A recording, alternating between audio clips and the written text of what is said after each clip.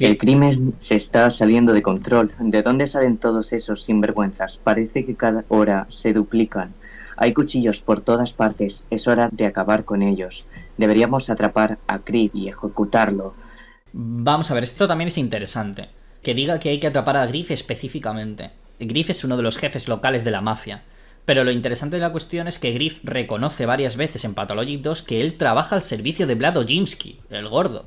Constantemente el juego está haciendo insinuaciones de corte sutil. Pero este es otro hecho regular. El crimen trabaja al servicio de los burgueses. Esa es la cuestión. Los burgueses utilizan el crimen como un arma para manejar el flujo de la economía. Entonces, los intereses de los burgueses se mueven en varios aspectos. La ley sirve para mantener sus intereses con respecto a las diferencias de clases. Bajo la ley, establecen una serie de privilegios que les permite manipular el influjo de las personas que están sometidas bajo la ley y al mismo tiempo violar la propia ley que se supone que han establecido ellos, y eso lo hacen a través del crimen.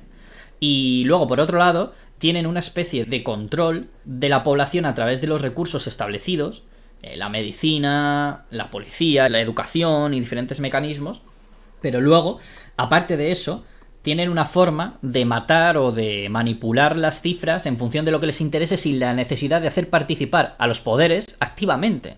Y a los poderes activos me refiero tanto a los legales como a los ilegales. ¿Eso qué quiero decir? Que muchas veces lo que hacen simplemente es colocar a las personas en una posición determinada, como lo que le ha pasado a Ana Ángel, para que el resultado de esa posición les beneficie. Y eso está constantemente ocurriendo. Entonces daos cuenta de que Vlad está aprovechando la situación de la peste para sus propios intereses, quitarse de en medio a la gente que le interesa, destruir ciertos barrios o movilizar ciertos recursos a través de los ladrones y todo esto. Y fijaos que esto establece unos conflictos de poder interno y que Alexander Saburov quiere detener a Griff, al asesino, quiere detener a la mafia, porque su trabajo es defender el crimen. Pero la cuestión es que Griff es un criminal desde hace mucho tiempo. ¿Y por qué no le han detenido ya? ¿Por qué ahora está planteando que hay que detener a Griff y os adelanto una cosa, no le van a detener? ¿Por qué las prisiones dicen querer detener un crimen que nunca detienen? Estos conflictos políticos que se están dando entre los Kane, los Saburov y los Ojinski no están minando el poder burgués, sino que mayormente son el poder burgués.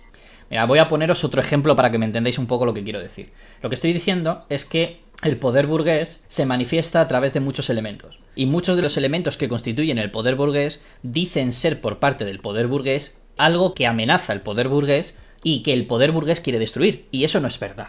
Por ejemplo, el crimen.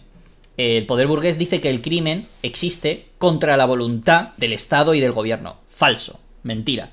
El Estado y el gobierno muchas veces promulga el poder burgués. Pero hay muchísimos otros mecanismos a través de los cuales el poder burgués se manifiesta. Las epidemias de hambre. Ya lo he dicho muchas veces, el poder burgués fabrica positivamente, como el crimen, las situaciones que dice no querer, ¿sabes?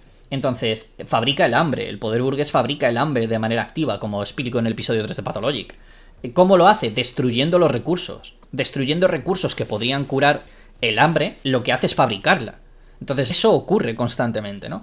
Entonces, pues destruyendo recursos de salud, y muchas veces no necesitan destruirlos, simplemente trasladarlos de un lugar a otro para que cuando en un momento determinado se hacen necesarios esos recursos no estén y eso provoque una determinada reacción, como ha pasado con el asunto de Ana Ángel.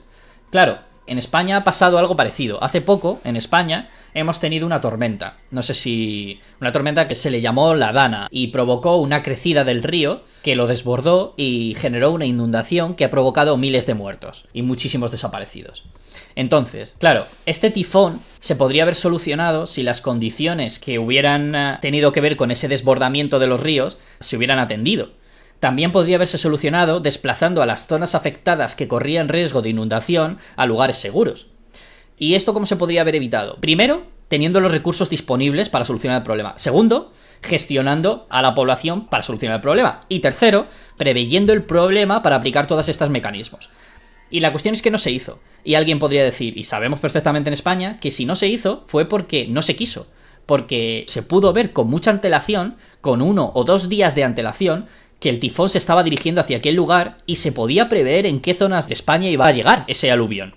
Y los instrumentos estatales, el gobierno, simplemente no dio las órdenes, simplemente no advirtió a la población de esto. Advirtió a la población cuando el aluvión ya había llegado aunque tenían la información de que iba a llegar desde mucho tiempo antes.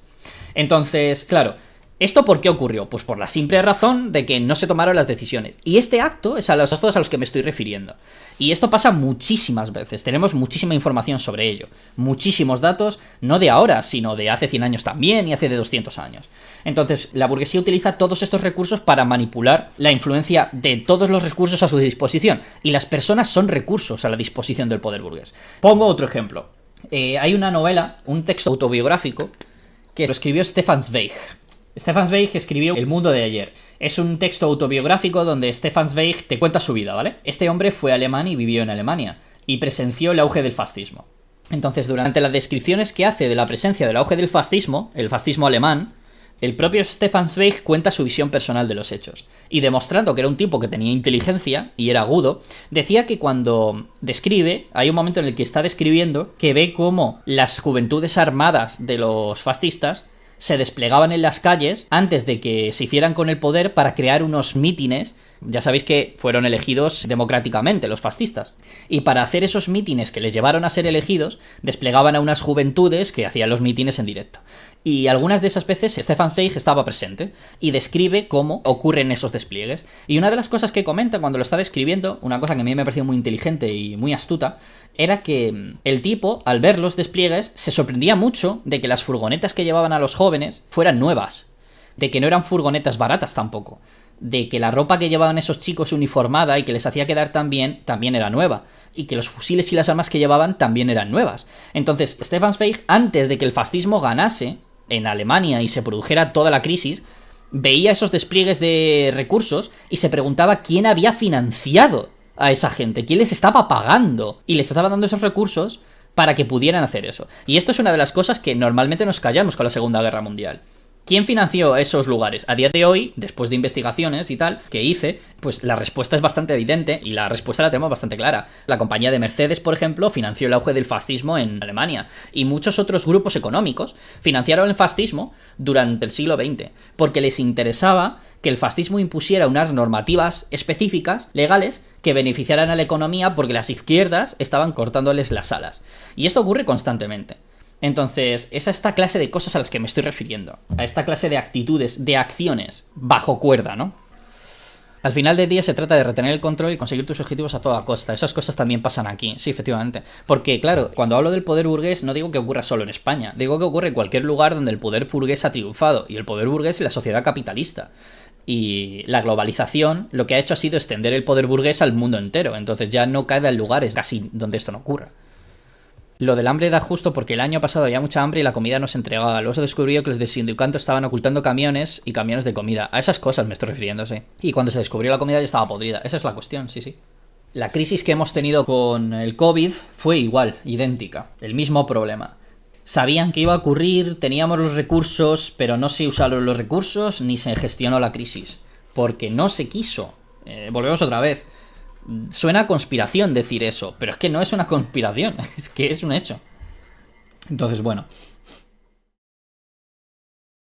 Ah, y por cierto, para saber cuándo hacemos directos o ver más vídeos, puedes unirte a nuestro Discord en la descripción. Si te ha gustado, déjanos un like y suscríbete, por si todavía no lo has hecho. Muchas gracias por ver el vídeo.